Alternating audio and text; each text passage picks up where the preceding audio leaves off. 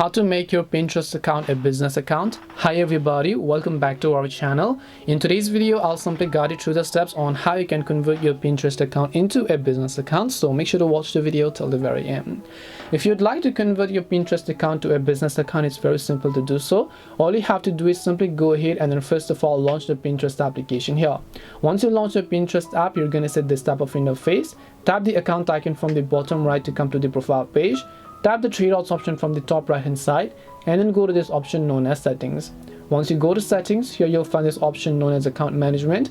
Make sure to tap on the account management option, and right under account changes you'll find this option labeled as convert to a business account. So if you'd like to convert your normal Pinterest account to a business account, you want to make sure to tap the convert to business account option.